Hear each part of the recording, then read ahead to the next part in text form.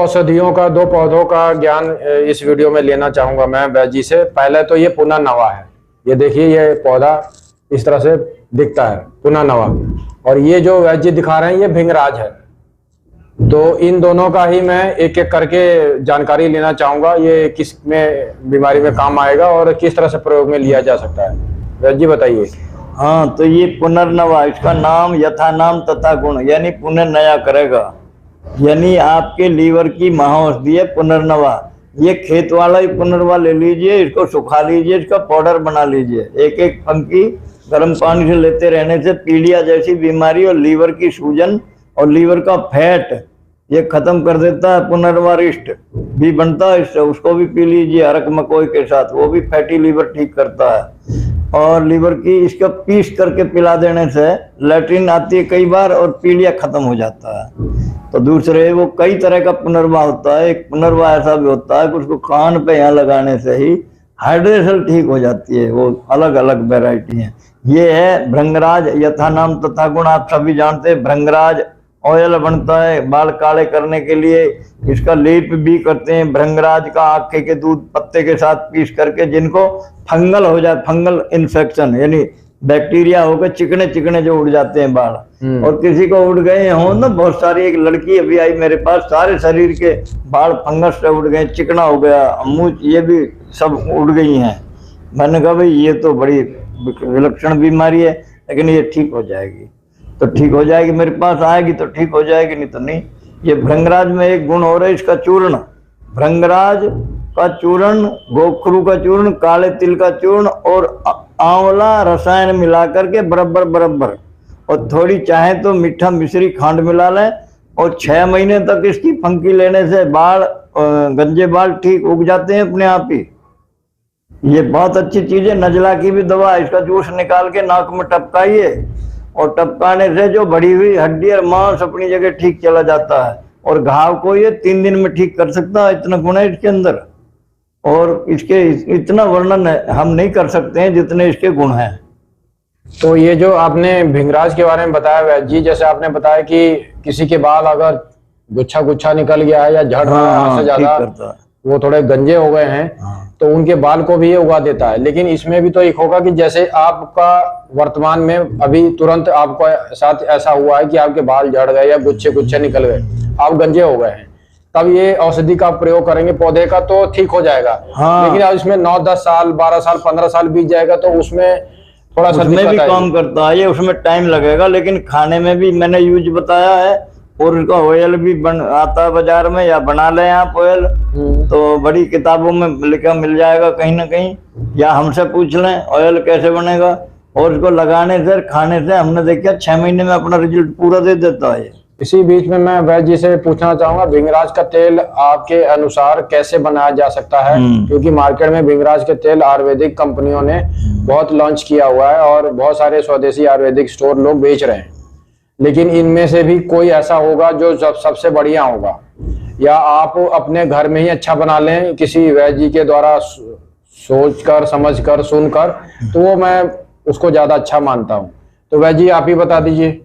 तो जैसे भृंगराज है और बड़ के अंकुर हैं, वो लाल लाल से आगे हो जाते हैं। अंकुर लें कुछ, जैसे 200 ग्राम ये भृंगराज लिया, 200 ग्राम बड़ के अंकुर लिए जी, और 200 ग्राम आपने ले लिया गुड़हल के फूल, मार्केट में भी मिल जाता है जी गुड़हल के फूल, और हाँ, और मेहंदी के पत्ते ले लीजिए, और इन चारों को लेकर आंवला ले लीजिए, आंवला 200 ग्राम।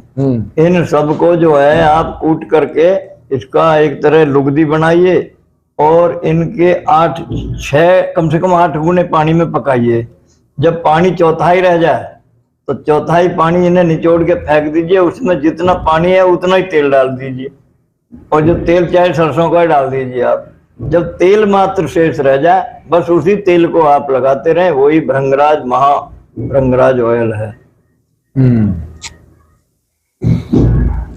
अभी वीडियो में आपको दिखाई दे रहा होगा कि एक ये कटोरा टाइप का है मेरे पास, और इसके अंदर बहुत सारे कैप्सूल रखे गए हैं। तो इस कैप्सूल को किस तरह से उपयोग किया जाता है, ये कौन सी बीमारी में काम आता है, और वैद्य जी ने ये कैप्सूल बनाया हुआ है, आइए वैद्य जी से जानते हैं इसके बारे में, ये किस लिए बनाया है उन्हें। वैद्य जी। हाँ, तो ये आपने जो बताया ना कि मैं जो बना रहा था, आप मेरे पास आए, ये कैप्सूल जो है जी। ये मैं बना रहा हूँ। इसमें कुटकी है, कुटकी कुटकी। कुटकी का पाउडर आता है, या उसको पीस लें अपने घर। कुटकी और पित पापड़ा। पित पापड़ा ये गेहूं के साथ उगता है, जंगली घास है। और तीसरे इसमें है सरपों का। और इसमें थोड़ा मिलाया मैंने रस कपूर भी मिला सकते हैं।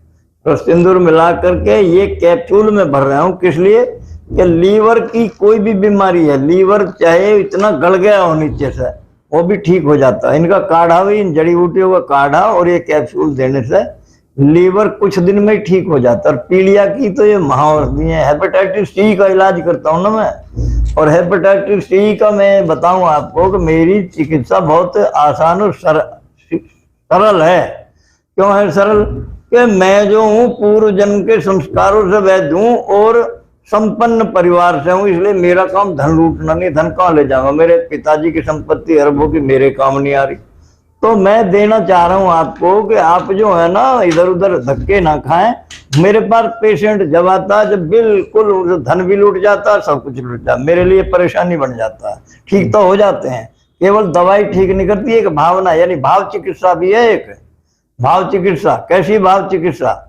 आपकी भावना होनी चाहिए ठीक होने की, उसके प्रति। जैसे कि आस्था होती है ना, लकड़ी का देवता बना के आप उसकी आस्था कर सकते हैं। और किसी पेड़ को अगर समय पे छुएं 12 बजे रोजाना 21 दिन छू कर देख लीजिए, वो 12 बजे 1-2 मिनट इधर उधर, तो भाव चिकित्सा में वो भी रोग भी ठीक कर देता है। वो भी इस तरह से ये कैप्सूल मैं बना रहा हूँ। ये कैप्सूल बहुत ही अच्छे हैं। और अभी एक आध जानकारी और लें आप। वैद्य जी से मेरा जो अगला सवाल है वो किसी जड़ी बूटी पे नहीं है, ये एक साधारण सा सवाल है। सवाल यही है कि नवंबर, दिसंबर, जनवरी, फरवरी, मार्च तक हम ठंड के प्रकोप में रहते हैं। सर्दी का मौसम चल रहा है, ठंड का मौसम चल रहा है, तो सर्दी, जुकाम, बुखार और नजला और इस तरह की बहुत सारी, डेंगू, मलेरिया, इस तरह की बहुत सारी बीमारियां लोगों को होती हैं और हो भी रही हैं। तो घर बैठे क्या आप दवा बना सकते हैं, क्या उपचार कर सकते हैं, इसके बारे में थोड़ी सी बात कर लेते हैं वैद्य जी से। और वैद्य जी से मैं ये भी जानना चाहूंगा कि इसका जो इलाज है, क्या हम किसी चिकित्सक के पास जाके कराएं या अपने घर में कोई दवा बना सकते हैं? जी, बहुत अच्छा आपने सवाल किया है। और बहुत ही अच्छी अच्छी सरल दवाइयां हैं इसकी। जैसे कि एक दिन क्या हुआ, जब जनरल वीके सिंह जी चुनाव लड़ रहे थे, तो रात में मैं भी बैठा था। उनकी पत्नी ने कहा, अरे मुझको तो वायरल हो गया दिखे, ये मुझे तो नजला जुकाम जैसा एकदम से हुआ है, अब क्या करूं? अब तो डॉक्टर भी नहीं मिलेंगे। मैंने कहा नहीं मैं तो हूं। मैंने कहा तवे पर नमक को भूनिए, और जब नमक, हाँ नहीं कैसा ही नमक हो, या घरेलू नमक कोई सा हो, और उसको भून करके और 4 चुटकी तवे पर डाल के थोड़ा सा पानी डालिए, आधा कटोरी, और जब छुन करके पक जाए तो 2 घूंट उसे पी लीजिए।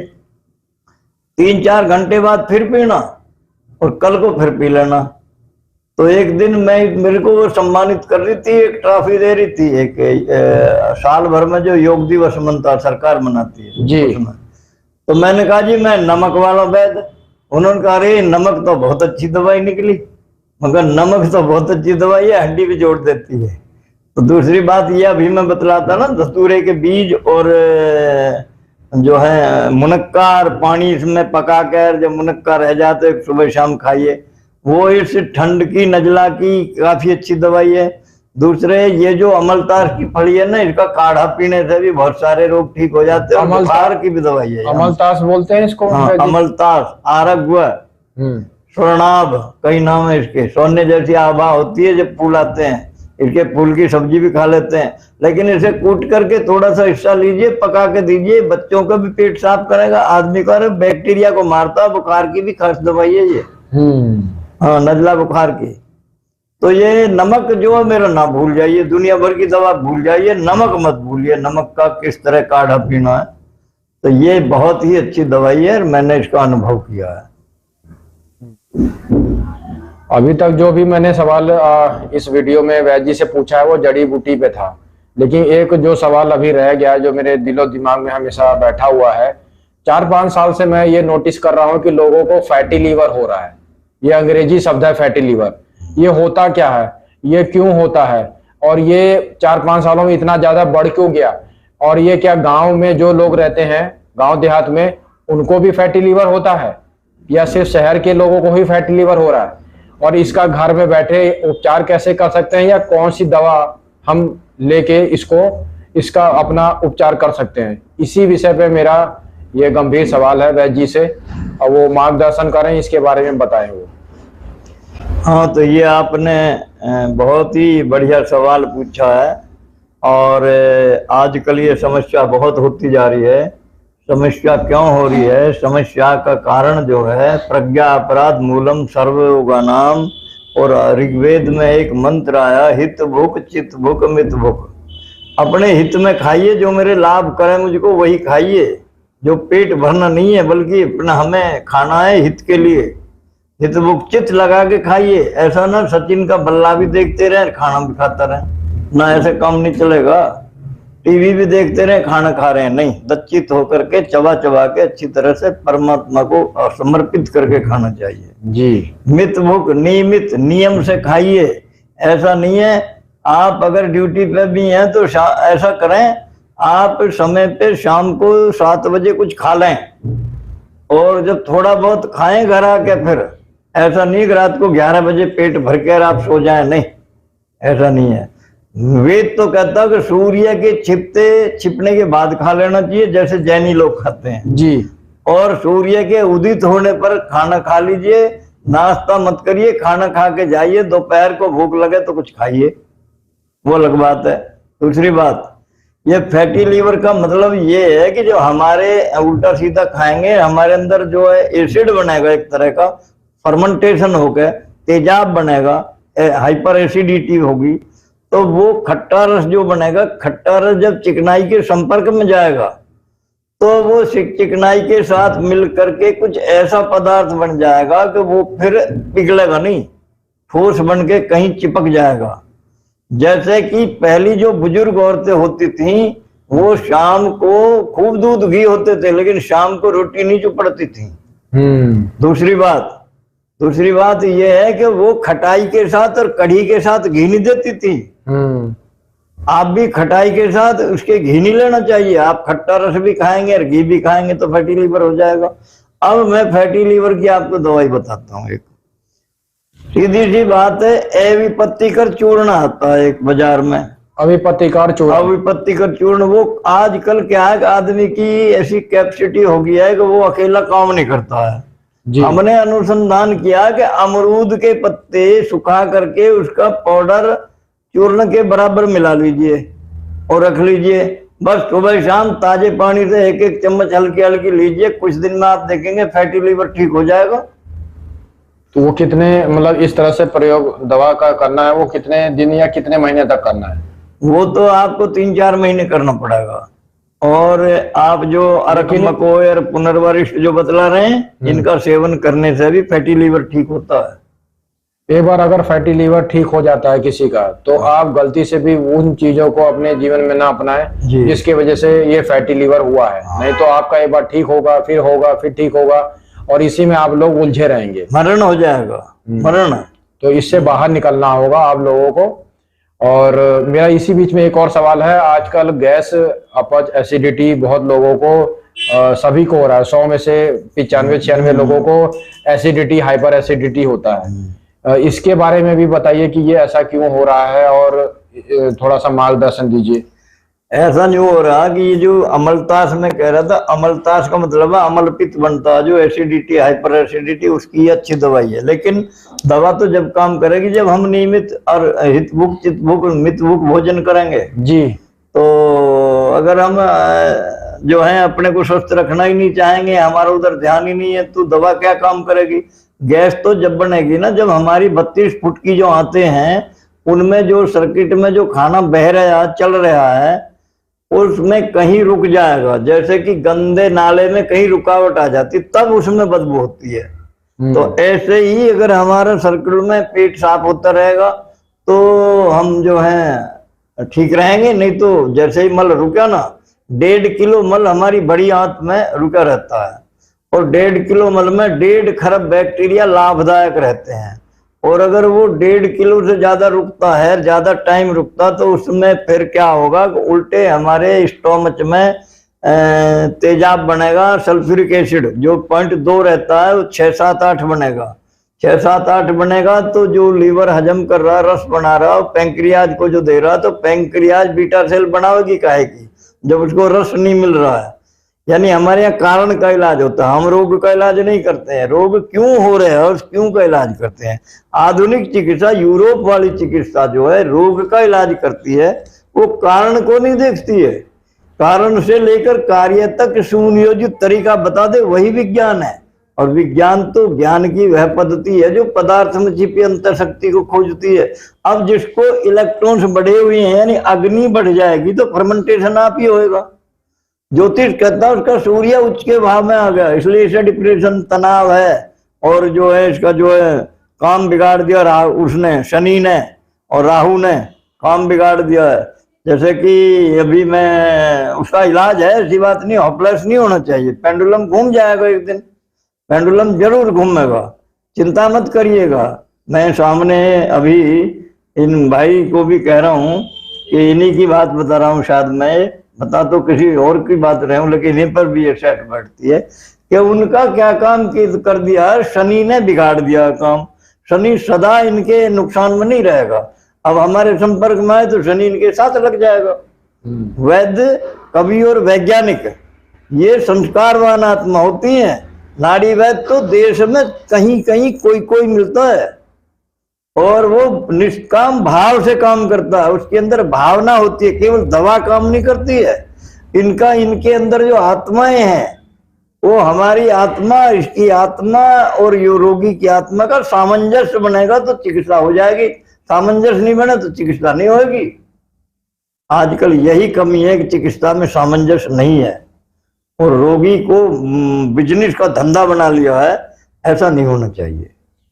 तो फैटी लीवर के लिए बता, अमरूद के पत्ते का पाउडर और उसमें एलोपैथी का चूर्ण के सामान मिला के सुबह शाम एक फंकी लें, पुनर्वा रिट और अरक मकोए मिला करके पीवे, या अमलतास की फली फ्री में मिल जाती है मौसम में, इनको उबाल के पीने से, और बच्चों को सांप लैट्रिन नहीं आती है तो ये बहुत अच्छी है, और बुखार भी उतारती है ये।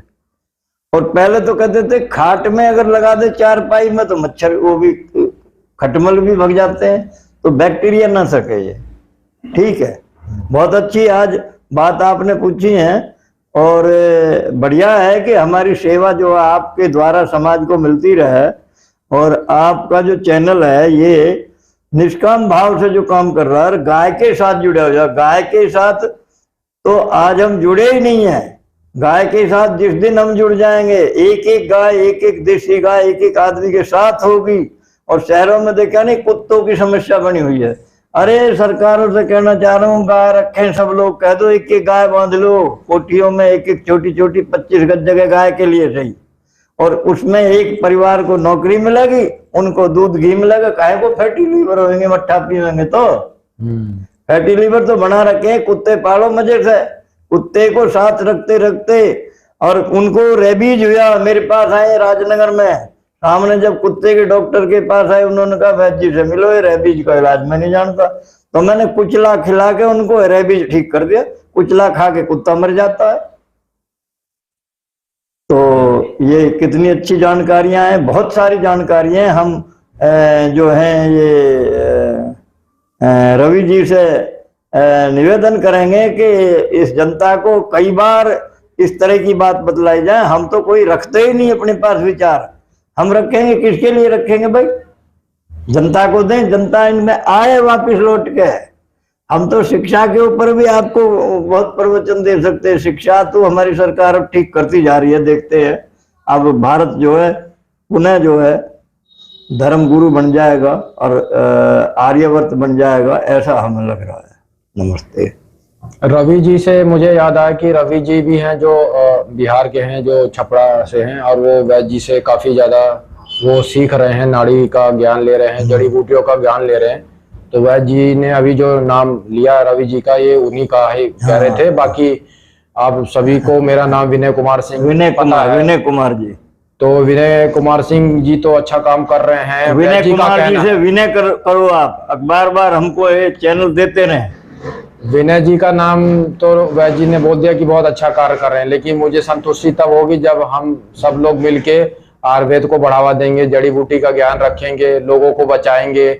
लोगों को बचाना, जैसे आज मेरे साथ में जो यहाँ पे आए हैं, मैं आज इसलिए भी आया हूँ क्योंकि एक संदीप जी हमारे बहुत अच्छे मित्र हैं जो कानपुर के हैं। वो फैटी लीवर से संबंधित उनको दिक्कतें थी कुछ लीवर से, तो मैंने उनको यही कहा था कि आप हमारे साथ जीतराम शास्त्री जी एक बहुत अच्छे वैद्य हैं, उनके पास चलिए, उनसी से आप अपना इलाज करवाइए और आप बिल्कुल ठीक हो जाएंगे। तो मैंने उनसे यही कहा कि मैं चैनल के लिए, लोगों के लिए वीडियो भी शूट करूंगा और आपको मैं ठीक भी करवा दूंगा वहां से। तो ये सब चीजें हमें करना चाहिए। अपने बारे में मत सोचिए, अपने समाज के बारे में, अपने गौ माता के बारे में, किसान भाइयों के बारे में, मिट्टी के बर्तन बनाने वाले के बाद ऐसे बहुत सारे लोग हैं जो अच्छा काम कर रहे हैं समाज के लिए। हमें सबके साथ मिलकर अच्छी चीजों को प्रमोट करना है, बढ़ावा देना है। यही भारत की सभ्यता, संस्कृति है, यही विचार है। जय गौ माता।